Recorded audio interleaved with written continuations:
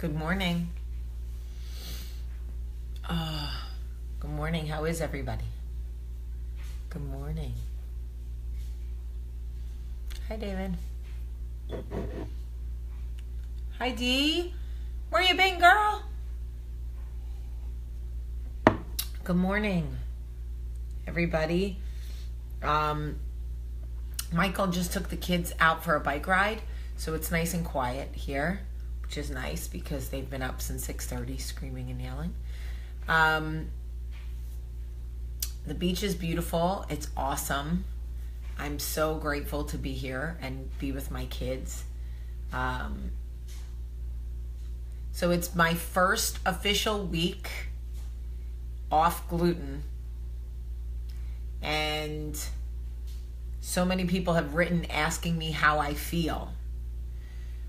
If I'm being completely honest, I feel frustrated at times that I have to be so aware of what I put in my mouth, but I have not had a stomach ache in a week. And I cannot tell you, I had a stomach ache for 23 years. It started when I was 17. I'm 40. I've had a stomach ache every single day. Every single day. In some form or fashion, I have had a stomach ache.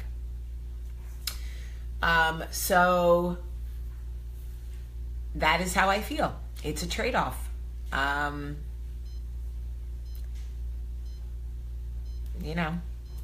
a trade-off. I never thought that I would be the girl standing in the supermarket checking ingredients on salad dressing. Okay? That's who I've become. Also, this is probably more information than you wanted, but so many of you have asked me for updates, so I'm just going to give it to you. A lot of you have asked me how the evening primrose oil has been working out for me. I will tell you that I now have to go by my calendar to know when I'm getting my period as opposed to my symptoms. Yesterday I was perfectly fine. No anger, no sadness, no depression, no bloating, no nothing. Just normal Jamie. Woke up this morning with my period. On vacation, of course, because that's my life. But my point is that since taking the evening primrose oil, and y'all, I cannot say that. Try and say that 3 times fast. Since taking it, I have no more PMS symptoms. Before I was taking it, I was having massive depression with voices telling me that I was not good enough, that I was a failure. And now I have nothing. Nothing. Like, I literally just woke up this morning and was like, oh, I have my period. Looked at my calendar, exactly 4 weeks to the day. Monday. Unbelievable. So, anyway, I bought the evening primrose oil at Whole Foods. The gluten-free transition, slow going. But anyway, now that you know all about my life, my girl life, I want to talk to you about something. I did this on my Instagram stories last night and got such an overwhelming response that I thought, you know what, I need to do a coffee talk about it. I want to explain something to you about people that you encounter that use intimidation to get respect. These people live in fear that they will be called out as frauds. I know, because I used to be that person. I used to be the person that used intimidation to gain respect. Let me explain something to you. Gaining respect by using intimidation is not the same as being respected because you are valued, because you are loved, because you are even liked, or because you are even respected. Using intimidation because you have any sort of power or perceived power over somebody to gain respect is the lowest form of respect. It is literally You are forcing people, coercing them to show you respect. They are only doing it because they feel like they are being given no choice. Do you know how much more valuable it is to bring kindness into people's lives and feel what it feels like to be respected because people genuinely respect you? It's life-changing. I spent years using intimidation to force people to respect me because I thought that empowered me. I thought it built me up. I thought it made me stronger because I was hurting, because I felt weak, because I was afraid that if people saw how badly I was hurting, they would take advantage of me. So I bucked up and I started intimidating those around me, forcing them to respect me. And the truth is this, I remember my mother used to say, you don't have to like me, you don't even have to love me, but you will respect me. And she used to buck up on us all the time. And my mother would get into my personal space and say, you will respect me. Now, I'm a mother now, so I get it. Being disrespected by your kids is, whoo, Jesus, take all the wheels. But it never worked. I never respected my mom because she tried to force me to respect her. In fact, it made me respect her less. And when you work with people who use intimidation to get you to respect them, they're not really getting respect from you. What they're getting is genuine dislike and minimal communication. But they don't get it. They don't get it because they are trapped in a cycle of perceived power. They're trying to hold on to whatever small piece of power they perceive that they have. And they feel like the only way they can do that is to intimidate those around them.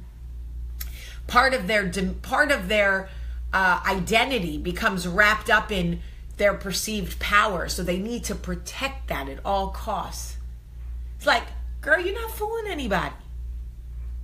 You're not fooling anybody. Simmer down with all that bowing up. You're not as tough as you think you are. And nobody's buying it. We're all just kind of looking back like, take a beat. Because respect that is forced is not respect that is earned. It's not lasting. It's not real. And everybody's talking shit about you behind your back. That's a fact. That's a fact. So you think you've got everybody scared and you think you've got all this respect, but the truth is nobody respects you and everybody's like this. With the double chin. What in the what? So when you have to deal with them, you have two choices.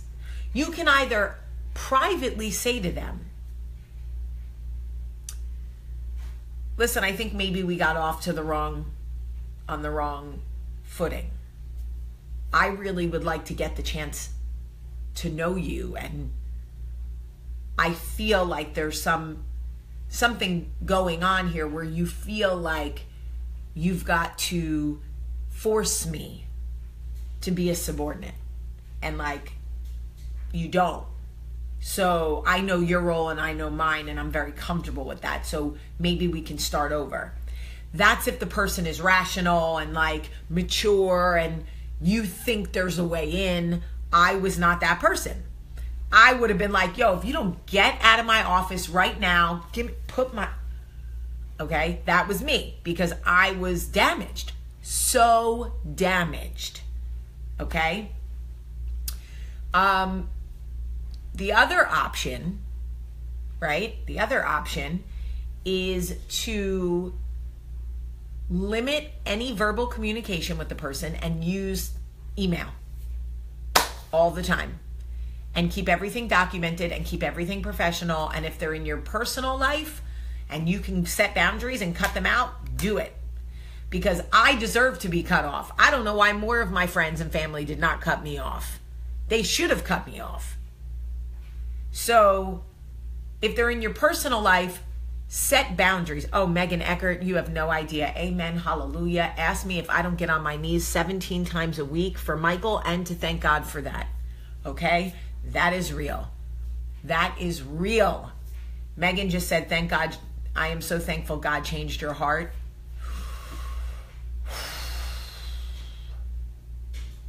I am so thankful God changed my heart.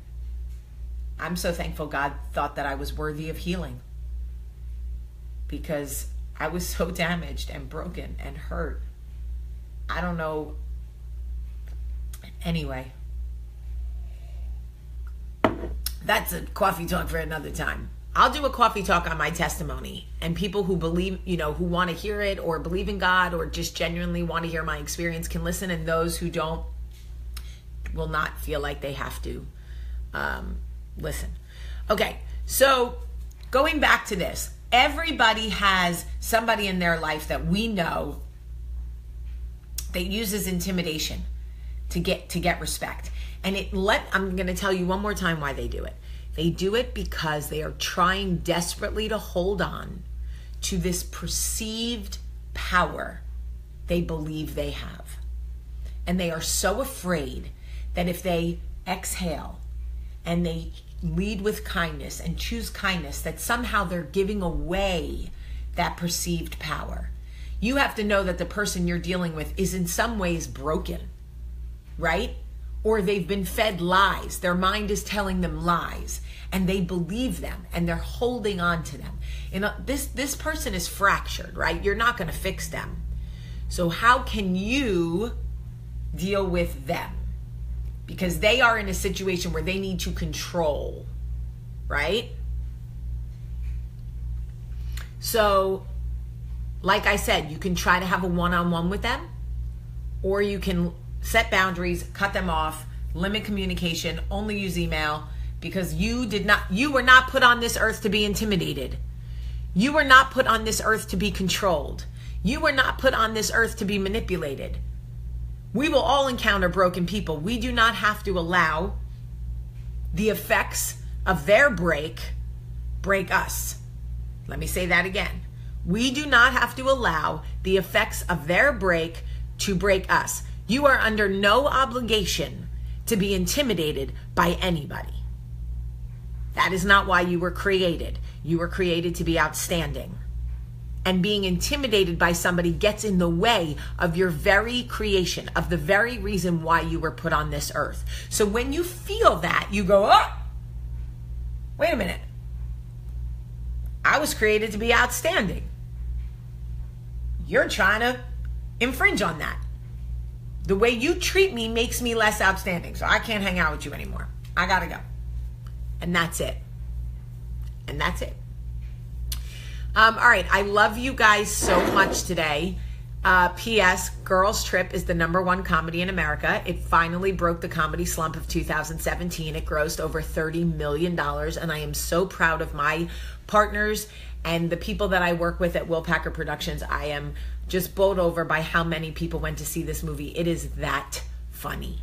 It is brilliant. It is funny. So thank you to everybody who went to see it. If you have not seen Girls Trip, do not pass go. Y'all go see that movie. It is that good. Yes, Amy, you were created to be outstanding. For those of you who want to find me on Instagram, you emailed me yesterday asking me about the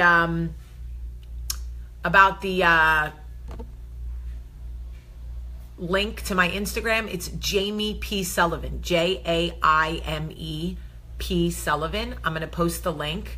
Sometimes Joyelle posts it in the comments because she's cool like that. She's cool. Jess, you were absolutely created to be outstanding. Julie, go see the movie. You are going to love it. Joyelle, I cannot wait to hear what you think about it. Thank you for posting my Instagram link, girl. You always come through. I love you guys. I did not write Girls Trip. No. Are you kidding? I don't have that kind of brilliance. Well, I might have that kind of brilliance. It's just not developed yet. That's what I like to say. No, 2 brilliant female writers. No, I just work with the people who produced it. I love y'all so much today. Have a great day.